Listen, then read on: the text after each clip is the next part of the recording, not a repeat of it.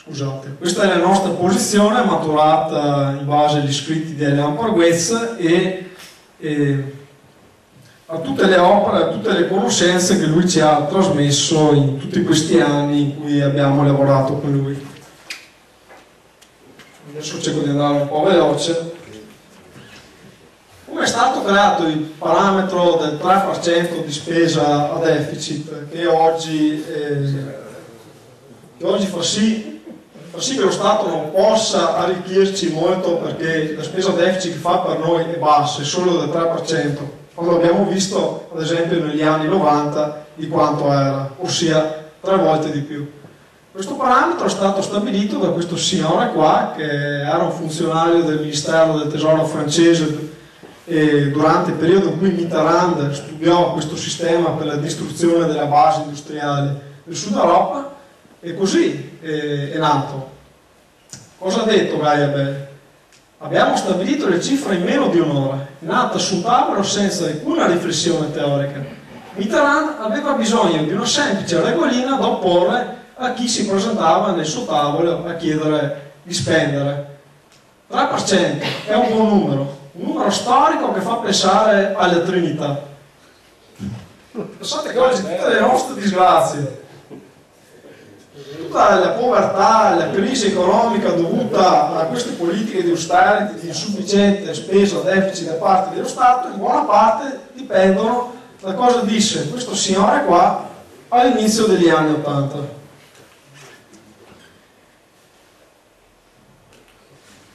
Ok, sempre per rimanere nell'ambito del deficit democratico dell'Unione Europea, questo è l'andamento delle votazioni del Parlamento Europeo dal 1979 al 2009 e questi sono i risultati.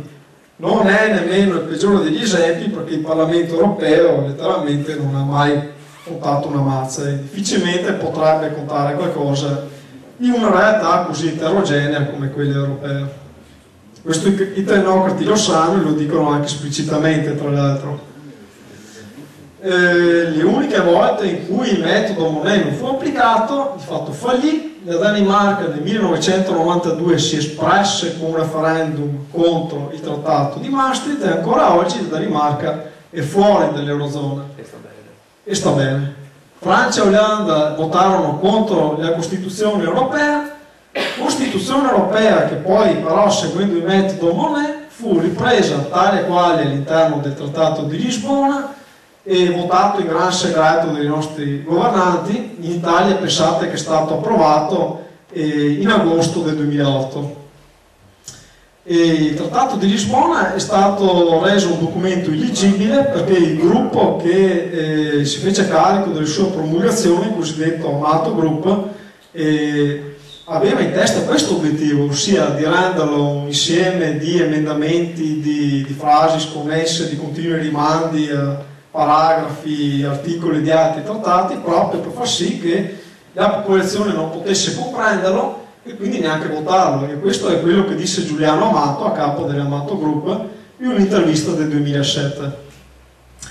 Disse proprio così: fu deciso che il documento fosse illeggibile perché non si doveva far sì che fosse sottoposto ad un referendum, in quanto il referendum e la Costituzione europea fallì proprio perché fu compresa e fu sottoposta alla votazione dei popoli.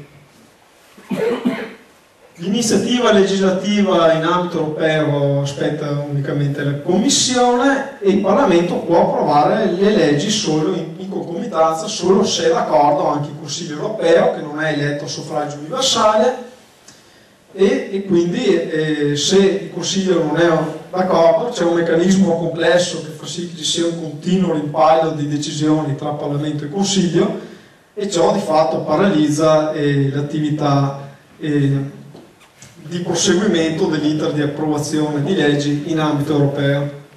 Tra l'altro le proposte della Commissione vengono pochissimo discusse in ambito di Parlamento e Consiglio, nel tempo ne sono state discusse solo un 15%, e in più la Commissione, grazie al Trattato di Lisbona, può legiferare direttamente per decreto, quindi in questo caso il Parlamento può fare ancora meno, cioè nulla. E questo è il sistema, quindi Consiglio europeo che approva le leggi e il Parlamento deve sempre attendere e imparare anche del Consiglio, non eletto dai cittadini. Commissione europea influenzata da think tank lobbies, Corte di giustizia europea più potente delle nostre Costituzioni, Banca Centrale Europea che lo stesso opera al di fuori di qualsiasi controllo politico. Lo Stato dov'è? Lo Stato è qui nel settore privato, insieme a banche, insieme ad aziende. E non può fare più nulla per regolare la nostra economia, il nostro benessere. Solo una cosa, ci costringe a pagare collettivamente, serve quello. Sì, perché deve fare l'interesse di questi signori. Serve solo quello. Le lobbies sono solamente 5.000, hanno gli uffici a pochi metri da tutte le principali istituzioni europee e ogni anno spendono qualcosa come 1 miliardo di euro in attività di lobbies. Questi sono i discorsi di persone di spicco, di lobbisti del mondo dell'imprenditoria delle grandi aziende. Dicono esplicitamente, come nel caso di Daniel Jensen, che il processo di unificazione europea sta di fatto distruggendo gli stati, quindi distruggendo il loro potere di tutelare il bene pubblico. E questo sta facendo molto i nostri interessi, sta aiutando molto i nostri affari. Gli stessi commissari europei, come testimonia un articolo d'inchiesta di Paolo Barnard, che ha realizzato anche un video per Apple dal titolo I globalizzatori, gli stessi commissari europei praticamente chiedono alla fine ai lobbisti cosa devono fare. Per fare un esempio, parliamo delle lobby Transatlantic Business Dialogue, che è praticamente una lobby che fa gli affari a cavallo tra America, tra Stati Uniti e Europa, che ogni anno si presenta alla Commissione con delle tabelline, con delle liste su cui letteralmente la Commissione si dà i voti. Cosa abbiamo fatto quest'anno per privatizzare questo settore piuttosto che quest'altro? Ma siamo stati bravi, dai, +7. Cosa abbiamo fatto per ridurre gli stipendi di così piuttosto che di così? C'è ancora del lavoro da fare, dai, il 5 e 6. Se voi su YouTube guardate i video dei globalizzatori, questi documenti li vedete carta in mano, perché Paolo Barnard li fa vedere chiaramente, quindi non sono invenzioni nostre prese col copia e incolla da qualche sito complottista sotto internet. Sono cose assolutamente reali. Sempre per quanto riguarda il vantaggio della grande finanza franco-tedesca, allora, Germania comprime i salari, fa sì che le sue aziende abbiano un immenso utile, aumenta ulteriormente i suoi profitti con l'acquisto dei titoli di Stato dei paesi PIGS, cioè del sud Europa e Irlanda, e impone politicamente con la sua pressione sugli organi europei, l'austerity, proprio per far sì che noi siamo puntuali nel pagare questi titoli con i quali loro si arricchiscono. Questo è. Lo vediamo bene, la prova è questa qui, questi sono dati del Banco International Settlements, fanno vedere appunto come il debito dei paesi PIGS è soprattutto nelle mani di Francia e Germania, che da sole detengono queste grandi fette qui di debito pubblico degli stati del sud Europa, dei cosiddetti PIGS. Il viola sono tutti gli altri stati del mondo.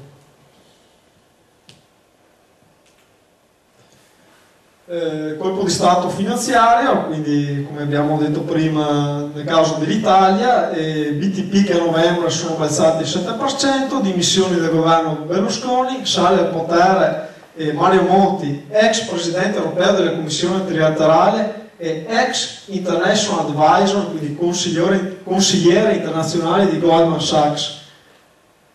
C'è circolata una voce nei mercati che il crollo del valore di BTP sia stato causato da una svendita dei nostri titoli proprio da parte di Goldman Sachs. Non a caso il tasso di interesse schizzò le stelle proprio a novembre di quell'anno.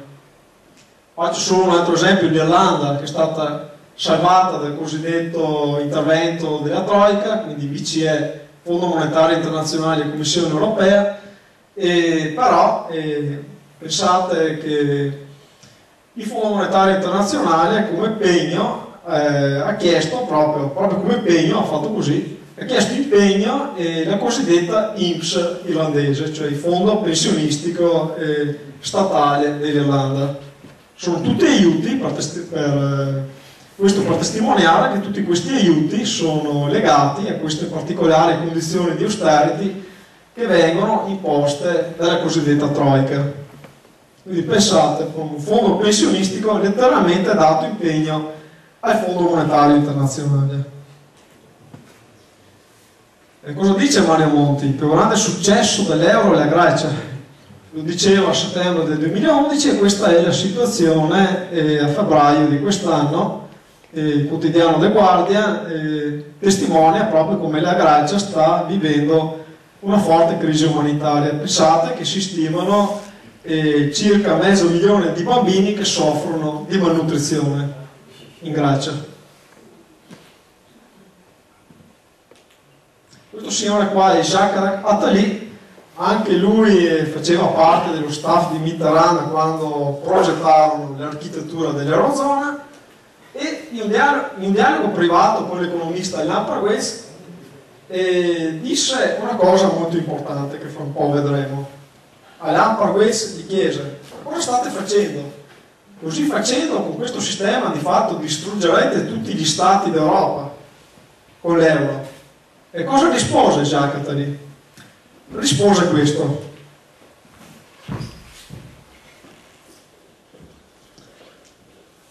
ma cosa credeva la plebaglia europea? Che l'euro fosse stato fatto per la loro felicità?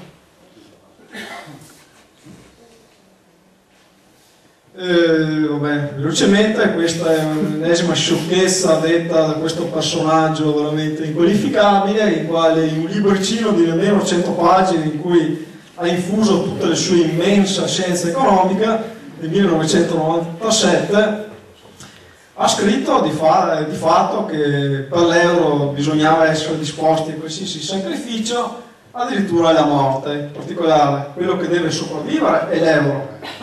Quelli che dovete morire siete voi. Mario Draghi, l'ho già richiamato prima, dice esplicitamente che l'euro non deve essere messo in discussione, il cosiddetto metodo Monnet di procedere per passi irrevocabili. E altra affermazione di Monti proprio per capire il grado di ademocraticità che è insito nel pensiero di queste persone, di questi tecnocrati fautori dell'Eurozona e dell'Unione Europea. Mario Monti, in un intervento presso l'Università Guido Calli, disse esplicitamente questa cosa qua: non dobbiamo stupirci della crisi che stanno imponendo loro. L'Europa, per poter fare passi avanti, deve realizzare cessioni di sovranità a livello nazionale, e la popolazione, tutti noi popoli, dovremmo essere pronti a cedere le nostre libertà, i nostri diritti, proprio nel nome di queste crisi, perché a un certo punto il costo psicologico di non fare queste scelte dovrà diventare insostenibile, e lo dice esplicitamente. Padoa Schioppa, un altro grande tecnocrata, adesso passato miglior vita, disse esplicitamente già nel 99 in un quotidiano francese: l'Europa non nasce da un movimento democratico. Il metodo attraverso il quale l'Europa è stata costruita è un metodo di dispotismo illuminato. Questo lo dicono gli stessi tecnocrati. Quello che vi sto dicendo io, lo diciamo noi, lo dicono loro. Siamo arrivati alla fine, adesso vado molto velocemente una rapida carrellata di opinioni di alcuni grandi economisti che ci sconsigliavano di entrare nell'euro o che comunque criticano fortemente l'imposizione di questa moneta unica per tutti gli stati europei. Questo è dedicato all'Italia, è del premio Nobel Paul Krugman, economista statunitense. E cosa dice Paul Krugman? Adottando l'euro l'Italia si è ridotta nella nazione di un terzo mondo che deve prendere in prestito una moneta straniera. Oggi noi non possiamo più emettere la nostra valuta, dobbiamo andare a chiedere in prestito ai mercati internazionali. Da tutto quello che vi ho spiegato fino adesso penso che questo sia lampante. Wayne Godley già nel 1992 aveva capito questo problema, quindi con l'imposizione dell'euro i governi non potranno più essere finanziati, non potranno più utilizzare le loro banche centrali per spendere.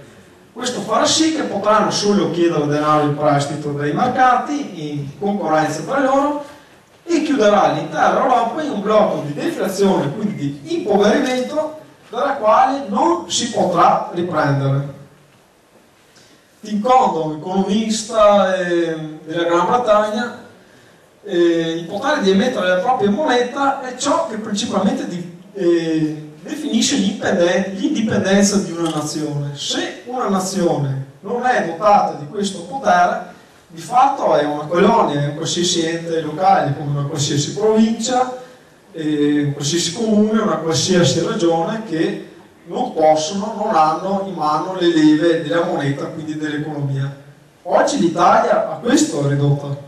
Non siamo più un vero Stato, siamo un popolo che ha perso ogni suo diritto. Altro studio di 170 economisti della Fed americana che hanno fatto uno studio proprio sull'introduzione dell'euro a partire dalla commissione dell'ONU degli anni 80 fino all'introduzione concreta della nuova valuta, e hanno concluso questo, che l'euro non può esistere, è una cattiva idea e non durerà. Lo studio è stato poi ripreso da due tecnocrati europei di nome John e Andrea nel 2009 e hanno detto: beh, siamo nel 2009, sono passati molti anni, l'euro è ancora qui. Questi economisti USA si sbagliavano. Stiamo parlando di 170 economisti tra i più autorevoli economisti monetaristi in ambito internazionale. E beh, sapete cosa è successo nel 2009, no? È stato in assoluto il più forte anno della crisi, con crolli del PIL anche di più del 5%, come nel caso dell'Italia. Alla luce di tutto ciò è evidente che John e Andrea sono due falsari e la conclusione è solo questa: che l'euro non può esistere, è assolutamente una pessima idea e non può durare, non deve durare. Marty Feldstein, un economista americano tra i più citati negli ambiti accademici, ha pubblicato centinaia di articoli economici sulle principali riviste economiche internazionali, e in un suo libro Unione Monetaria Europea e conflitto internazionale diceva esplicitamente che questa cosiddetta unione politica imposta dall'alto, questa unione economica imposta, di fatto porterà a un aumento di conflitti all'interno dell'Europa, non ad una pacificazione dell'Europa. E questo è quello che sta accadendo, se ci pensate bene, con paesi completamente distrutti all'interno di questo sistema a vantaggio di altri paesi più forti economicamente. I paesi più deboli, non avendo più in mano le leve democratiche e monetarie, non possono più difendersi dai paesi più forti che ne hanno tratto immensi benefici. Ho finito, adesso un rapido accenno anche al nostro programma di salvezza economica, che potete facilmente trovare sul nostro sito, e poi vi faccio vedere il link alla fine. Questi sono i punti fondamentali. Allora, il primo è che l'Italia, nell'uscire dall'euro, deve iniziare a pagare nella nuova valuta, cioè le lire, e cominciare fin da subito a passare nella nuova valuta. Deve lasciare i depositi in euro, ciò farà sì, cioè l'imposizione delle tasse nella nuova valuta, il fatto che i depositi restano ancora in euro, farà sì che la lira non si deprezzi, perché noi avremo bisogno di vendere gli euro per acquisire le lire per pagare le tasse. Questo farà sì che la lira si apprezzi, non si deprezzi. In più questo comporterà il crollo dell'intero sistema e noi ci troveremo a dover affrontare il problema opposto, ossia quello di un eccessivo rafforzamento della nostra valuta. Avremo in mano comunque tutti gli strumenti per evitare questo. Il governo deve finanziare un piano di piena occupazione sulla base di quanto fatto in Argentina dagli economisti MMT nel 2002, ossia assumere tutte le forze lavoro che può in lavori in minima competizione col settore privato, per far sì che ci sia un aumento della produttività, per far sì che ci siano nuovi redditi che pian piano cominceranno anche a rilanciare il settore privato, nel quale poi i lavoratori rientreranno quando l'economia si riprese. Questa cosa è stata applicata in minima parte in Argentina nel 2002 e di fatto salvò quel paese dalle catastrofi più totali in cui le aveva gettate l'America e il Fondo Monetario Internazionale, con percentuali di povertà che arrivavano anche al 50%. In quel periodo l'Argentina aveva i tassi di crescita annuali tra i più alti del mondo, si parla anche di 7-8% di aumento di PIL annuale. Il governo abbandonerà le logiche distruttive neomercantili che oggi stanno manifestando tutti i loro limiti in paesi quali la stessa Germania. Il governo cesserà l'aumento della sospesa a deficit per sorreggere l'economia solo nel momento in cui ci si avvicinerà alla piena occupazione, perché a quel momento non sarà più possibile aumentare ancora di più la produzione di beni e servizi e un'ulteriore iniezione di liquidità potrebbe causare il problema dell'inflazione, che come abbiamo visto prima comunque è un problema relativo. Si è manifestato storicamente in determinati contesti molto particolari, ma non è il caso di paesi evoluti come il nostro, e considerando anche l'attuale momento storico in cui viviamo. Il governo abroga il cosiddetto divorzio tra Banca Italia e Ministero del Tesoro, che di fatto fece schizzare alle stelle i tassi di interesse sui nostri titoli del Tesoro, ma farà ben di più, abolirà proprio completamente i titoli del Tesoro, perché uno Stato, una moneta sovrana, non ha bisogno dei titoli per finanziarsi. I titoli in uno Stato, una moneta sovrana, hanno una funzione ben diversa, che è quella di controllare il tasso di interesse in prestiti interbancari a breve termine, con un complesso meccanismo che al momento non c'è tempo di approfondire, se volete poi ve lo spiego nella sezione delle domande, ma assolutamente il meccanismo di titoli di Stato è un meccanismo farraginoso che concretamente non è mai stato utilizzato per finanziare la spesa pubblica. Ho finito, ringrazio Paolo Barnard e il nostro referente economico Daniele Basciu per le immense fonti a cui ho potuto attingere per dare questa presentazione, e vi lascio questi link in cui potete trovare molte delle cose che vi ho detto approfondite. Il discorso dei titoli di Stato è a questi link in cui l'economista MMT Bill Mitchell spiega punto per punto qual è la reale funzione delle tasse e la reale funzione dei titoli di Stato in uno Stato dotato di valuta sovrana fiat.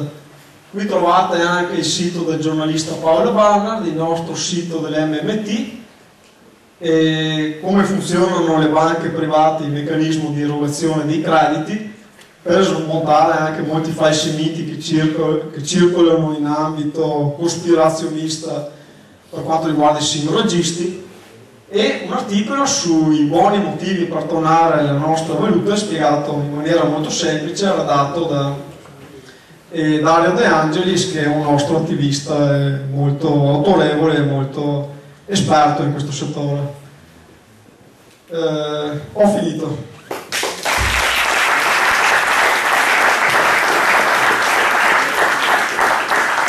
Grazie a Marco, i numeri purtroppo sono numeri che fanno rabbia visti così.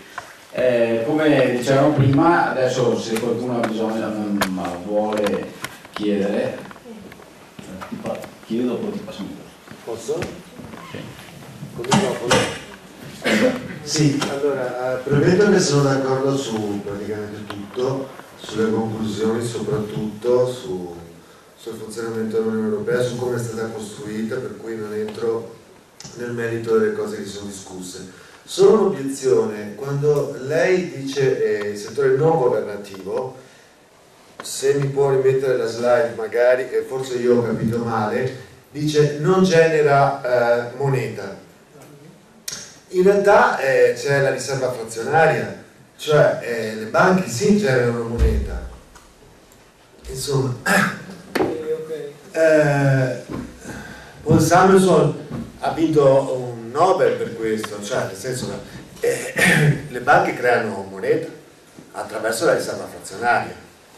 Lei è d'accordo? Assolutamente no, adesso le spiego anche perché. Benissimo. il meccanismo della riserva frazionaria che dice praticamente che le banche con conto di riserva possono creare molto di più denaro, in verità è una menzogna smentita dagli economisti MMT. Se lei dice l'articolo, se lei guarda, legge l'articolo che ho postato alla fine di Bill Mitchell, e posso mandare anche il riferimento via email se vuole, e praticamente questo meccanismo viene smontato pezzo per pezzo, in quanto le banche nell'erogare di crediti alla fine generano non denaro vero, non denaro dello Stato, ma bensì denaro fritto, aria fritta, che quando viene depositato nel conto corrente del fornitore a cui io do il mio prestito, alla fine determina comunque un pari addebitamento delle riserve della banca che ha generato il credito.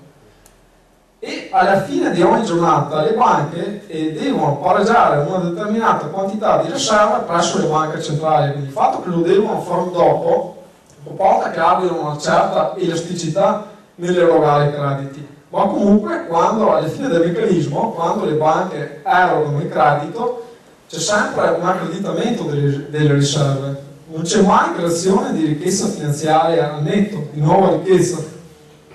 No, ma infatti il problema è proprio questo, no? Che secondo me, ad esempio, secondo tutta una serie di un'altra impostazione che se vuole è più marxista, cioè questa è proprio una delle cause della crisi, è proprio questa, cioè questo effetto leva così spropositato, nel senso che le banche hanno creato una ricchezza finanziaria che non corrisponde assolutamente alla ricchezza reale. Lei quando ha fatto l'esempio della Spagna, io ho vissuto molto tempo in Spagna e una delle cose è stata proprio questa, cioè il fatto che le banche emettessero crediti alle persone e quindi praticamente creassero una bolla speculativa e in questo caso immobiliare. Sì, questo perché le banche erano crediti, se l'economia reale non tirano, non vengono ripagate, quindi l'addebitamento delle riserve rimane e le banche quello che io discuto è questo, cioè secondo me anche il settore non governativo genera moneta, non una moneta reale, ovvio, una moneta finanziaria. Non ha detto.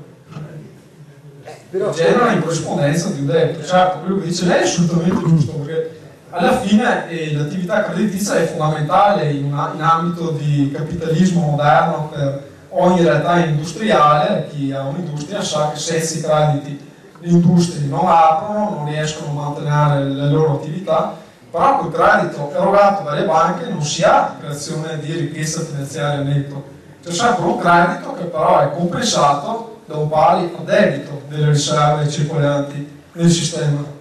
Tant'è, e concludo sui falsi miti, che si sta parlando, per chi insomma si interessa di queste cose, di Basilea 3, quando in realtà appunto non siamo neanche in grado di fare Basilea 2, cioè Basilea praticamente sono quegli accordi che devono ridurre proprio l'effetto leva delle banche, per cui anche questo secondo me potreste magari diciamo, vanno bene secondo me, se posso esprimere proprio la mia opinione, tutti i riferimenti per far capire il problema nel suo complesso, no? Però magari spiegare anche degli aspetti più magari concreti, mi riferisco alla durata di questa, che insomma i temi sono importanti, vanno spiegati, però magari più per le persone, per i cittadini, che cosa si può fare, cioè magari un po' meno come siamo arrivati qua e più che cosa potremo fare, no? Sì. Un consiglio, voglio dire, poi giustamente... Accetto perfettamente il tuo consiglio, è assolutamente un consiglio ottimo, direi, di cui vedremo di far tesoro. E per quanto è possibile, nella mia presentazione ho cercato comunque di spiegare anche cosa il governo dotato di moneta sovrana può fare, perché se avete posto attenzione in molti casi, come ad esempio nel caso delle tasse, ho detto esplicitamente che il governo per determinati settori in crisi deve abbassare le tasse. Noi dell'MMT, nel nostro programma di salvezza economica nazionale, poniamo come principio anche l'abolizione totale delle tasse sui consumi, quindi sull'IVA, per rilanciare proprio i consumi che sono il volano per fare ripartire l'economia.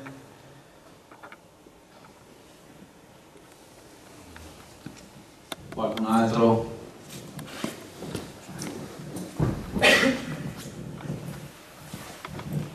Se non ho capito male, la ragazza che ha presentato la serata ha fatto un accenno all'Ungheria dicendo che ha applicato quei principi che questa sera sono stati spiegati. Ho capito male o è vero? E se ho capito bene, in che termini ha applicato questi principi?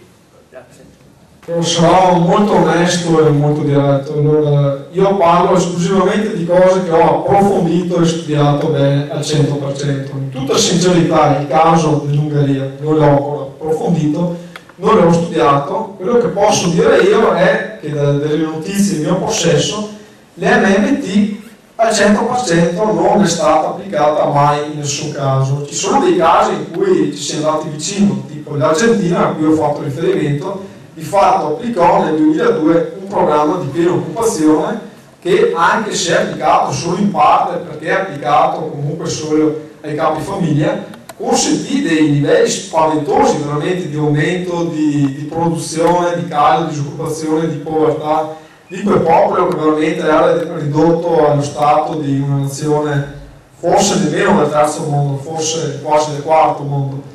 L'Ungheria mi preoccuperò di studiare in maniera più dettagliata il caso e di fornire una risposta più esaustiva e anche di email se vuole, poi lascio giù i riferimenti e se volete contattarmi per qualsiasi richiesta, per qualsiasi problema, io sono disponibile. Comunque nella presentazione noi volutamente abbiamo cercato di porre più attenzione alle economie maggiori del mondo. Adesso l'Ungheria mi risulta che non sia un esempio molto significativo sul quale parare, diciamo, le nostre discussioni. Comunque nulla è escluso che possa anche diventarlo, certo.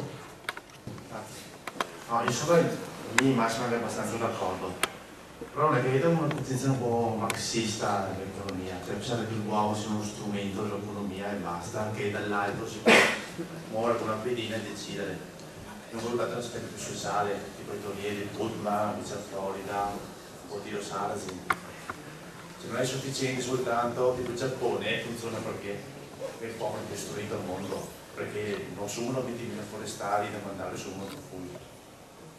Hanno un sistema, loro stappano soldi, non so per fare ricchezza, non so per fare tecnologia.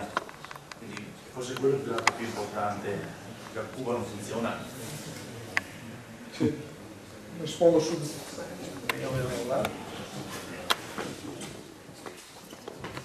Noi assolutamente non siamo affini al 100% perlomeno al marxismo. Noi difendiamo un capitalismo che comunque sia un capitalismo rivolto al sociale. Noi praticamente diciamo che la reale ricchezza di un paese è quella che viene alla fine prodotta da voi cittadini. Denaro, come ho detto, è solo un codice che lo Stato deve gestire nel migliore dei modi per far sì che ci sia la produzione reale che dice lei, quindi servizi che siano utili ovviamente, non forestali della Sicilia, e piena produzione industriale di beni e servizi. Il fatto è che comunque, nonostante l'Italia non sia sempre stato esempio di spesa virtuosa, a cui potrei aver suggerito che dovete pensare, comunque abbiamo visto che l'Italia, quando negli anni 80 e negli anni 90 applicava in parte l'MMT, pur sospendendo anche poco o sospendendo anche gli sprechi, comunque ha fatto sì che il nostro paese diventasse di fatto da un punto di vista manifatturiero primo in assoluto in Europa. Quello che diciamo noi è che comunque il settore privato alla fine non deve essere spodestato dal settore pubblico. Il discorso dei programmi di pieno lavoro garantito devono essere dei lavori sì finanziati dal pubblico, ma con lo scopo di fare ripartire anche l'economia privata, perché se avete posto attenzione a quello che ho detto alla fine, lo scopo è quello di far sì che ci sia ripresa economica, ci sia ripresa di domanda che poi rifavorirà il risorgere anche del settore privato, che beneficerà anche dell'affluenza di lavoratori formati nei PNG e con nuove competenze anche, perché i PNG potrebbero formare i lavoratori in ambiti nuovi quali la ricerca, l'ambiente e tutti quei settori in cui il settore privato fa fatica ad investire perché non sono redditizi a breve termine così tanto da giustificare l'investimento. Lei prima accennava dicendo che l'euro non so se dà più fastidio agli americani, perché è vero che ha molti difetti, però se lei prende il Giappone, ha fatto un esempio, è il 230% del PIL, noi abbiamo come debito, noi abbiamo il 130%. Se domani mattina qualcuno dice che il Giappone non riesce a pagare il debito, qualcuno ci sarebbe ormai 5 minuti di panico, poi qualcuno fa notare che il 97% del debito ce l'hanno in mano loro e il 3% in mano al mercato. Il governo italiano negli ultimi 15 anni l'ha dato in mano al 60%, l'abbiamo dato in mano agli esteri, e dando in mano all'estero si è ricattato, questo è il primo problema. E poi un'altra cosa che vorrei aggiungere è che, per dire, se è vero che, come qualcuno sostiene, che la prima fonte di finanziamento americano è il dollaro, i programmi di Iran e Iraq non hanno avuto quando qualcuno ha cominciato a dire vendiamo il petrolio in euro. E a Candine e Saddam Hussein qualche problema l'hanno avuto. Allora, non concordo che l'euro abbia tutti questi difetti, nel senso che vogliamo svalutare, ma per competere con chi? Con l'operaio cinese? Cioè, se vediamo i svizzeri, negli anni 80 hanno avuto problemi di orologi, avevano l'80-90% sul mercato, oggi ne hanno il 3% degli orologi li fanno loro, però hanno il 70% del mercato, diciamo, quanto riguarda il fatturato. Hanno lasciato il 97% della produzione ai cinesi, che tutto sommato si portano a casa fino al 30%. Allora credo che il problema sia un po' più complesso, nel senso che se uno guarda determinati dati sa già dove va un paese nei prossimi 20 anni. Se riguarda la demografia di un paese, vede che nell'87 il Giappone ha fatto il boom in borsa, poi ha avuto 20 anni di problemi che nessuno riusciva a capire perché, e qualcuno ha detto, ha fatto osservare che la loro demografia, cioè, sono andati scendendo. Noi cominciamo ad avere adesso, c'è l'Inghilterra e ci saranno gli Stati Uniti nei prossimi 10-15 anni. Gli inglesi non è che vanno meglio di noi, sebbene che sono rimasti fuori dall'euro, e abbiamo tre cose in comune, qualcuno dice: Italia, Gran Bretagna e Stati Uniti. Abbiamo delle concentrazioni di reddito molto, diciamo, paragonabili a quelle della crisi del 29. Allora, per tutta questa serie di problemi, non so se mi sono spiegato bene, credo che l'euro sì ha dei, cioè, è stato fatto male, però non proprio come lo vogliamo far vedere, insomma. Le rispondo subito. Grazie. Semplicemente un punto alla volta, però, perché lei ha toccato degli argomenti anche molto complessi e anche più duro a molti che meriterebbero delle risposte, per cui non vorrei soprare spazio anche agli altri ospiti e vedo di rispondere ai punti più salienti. Allora, per quanto riguarda il Giappone, no.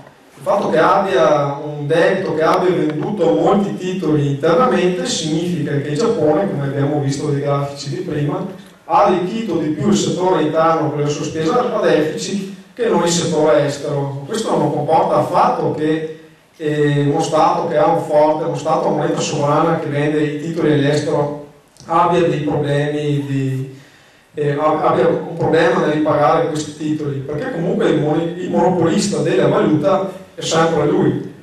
Anche l'Italia, a dire la verità, ha ancora il maggiore debito pubblico al suo interno, nonostante sia stato fortemente esternalizzato negli anni 90 grazie a Romano Prodi, però noi siamo un paese commissariato, un paese declassato, e un paese che materialmente può finire il suo denaro, perché lo dobbiamo chiedere in prestito, non lo possiamo più emettere noi. Comunque il discorso della differenza tra debito estero e debito interno non influisce sull'onorabilità del debito, a meno che uno Stato sciaguratamente non decida di indebitarsi in valuta straniera, come ha fatto l'Argentina quando aveva agganciato il valore del peso al dollaro, ma era costretta a farlo, perché quando uno Stato lega il suo valuta un tasso di cambio fisso, deve assicurare la convertibilità del peso in dollaro in ogni momento, quindi naturalmente prima di spendere deve procurarsi i dollari, debitandosi in dollari. Per quanto riguarda il prezzo del petrolio, anche qui no, perché il prezzo del petrolio viene sempre apprezzato in dollari, ma è acquisibile con tutte le valute esistenti al mondo. Quindi assolutamente, anche nel caso in cui tornassimo con la nostra valuta, non avremo alcun problema nell'approvvigionarci di petrolio. Pensi che il costo di approvvigionamento del petrolio per l'Italia, in base agli stessi dati della Ragioneria dello Stato, ammonta a un massimo, quando ci sono state le crisi delle guerre del Golfo, è arrivato a un massimo del 2% del PIL. Potremmo essere spinti a credere che le spese che sosteniamo per il petrolio siano il 30 e il 40%, ma assolutamente non è così. Per quanto riguarda l'Inghilterra, sono perfettamente d'accordo con lei, in parte è quello che è avvenuto anche in Giappone e che avviene in America. L'Inghilterra sta sì andando meglio di noi, ma di poco meglio, perché si parla anche lì di crescite annuali del 2%, o poco più o poco meno, adesso a seconda dei trimestri.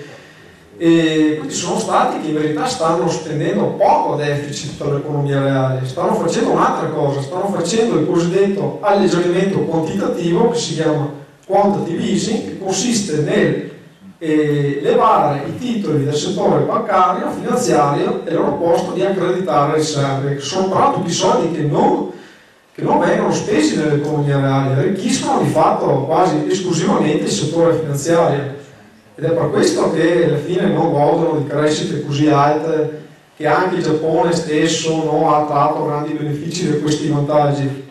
Poi c'è da fare il discorso che comunque America e Giappone hanno anche svalutato molto le loro valute e il PIL è aumentato anche per quello, senz'altro, perché comunque quando svaluti sei più competitivo. Comunque assolutamente noi diciamo, per quanto riguarda la svalutazione della lira, a cui lei ha fatto riferimento, noi assolutamente diciamo che non bisogna svalutare, perché la svalutazione rientra sempre nell'ambito di competitività con l'estero. Cioè noi diciamo esplicitamente, Warren Mosler lo dice, che le esportazioni alla fine sono uno svantaggio per il paese, perché ti costringe ad esportare i beni reali di cui tu puoi far godere la tua popolazione, cioè prodotti, servizi, sei costretto ad esportarli fuori per far entrare dei capitali che poi nemmeno saranno ben equamente distribuiti tra le popolazioni. Il PIL interno, come testimonia il caso della Germania, deve essere mantenuto basso in questa logica. Noi diciamo, siccome la nostra economia è keynesiana, è rivolta al sociale, non siamo per il neoliberismo, noi diciamo che dobbiamo pensare di più alla produttività nazionale, alle importazioni. Le esportazioni vanno bene solo nel momento in cui ci consentono di ottenere importazioni, quindi di equilibrare per far sì che non ci siano fluttuazioni troppo ampie del valore della valuta, ma assolutamente non diciamo che lo Stato deve basarsi esclusivamente o in maggior parte sulle esportazioni, anzi diciamo l'esatto contrario.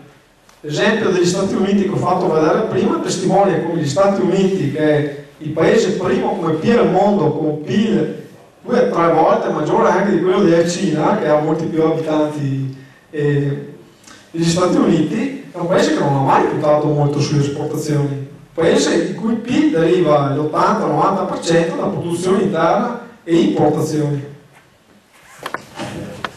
Sì, sono Mattia, sono un attivista però volevo chiederti, Marco, se puoi riassumere un po' quelli che sono stati i nostri rapporti con la politica, con i sindaci, con il Movimento 5 Stelle, giusto per far capire cosa abbiamo fatto fino adesso e quali sono state le risposte. Ciao.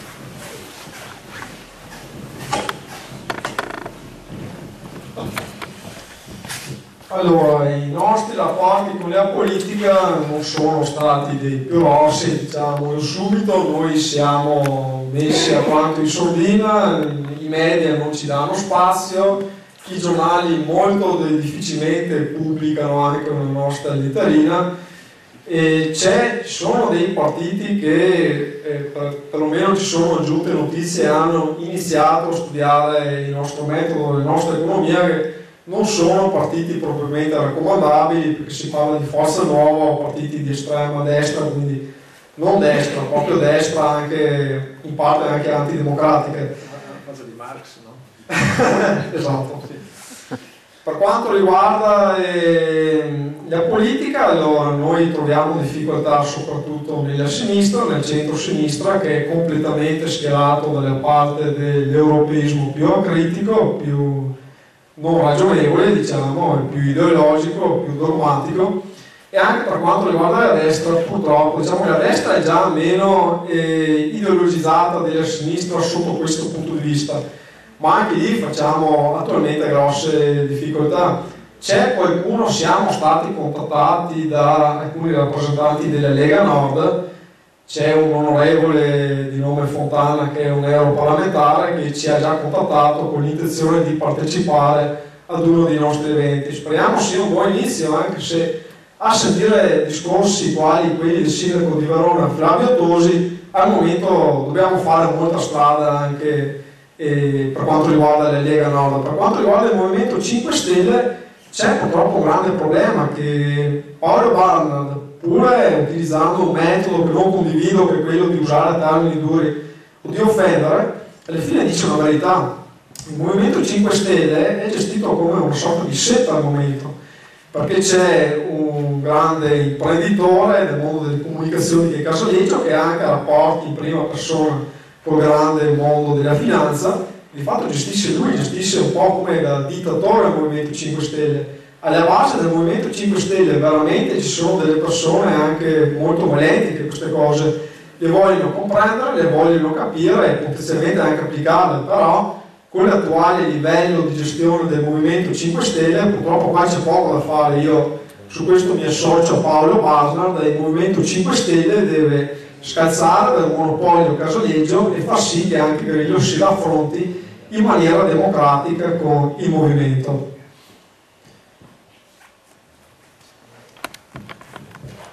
Qualcun altro? Se nessun altro vuole fare domande, ringrazierei il dottor Gavedon per la presentazione e voi tutti per la partecipazione alla serata. Grazie.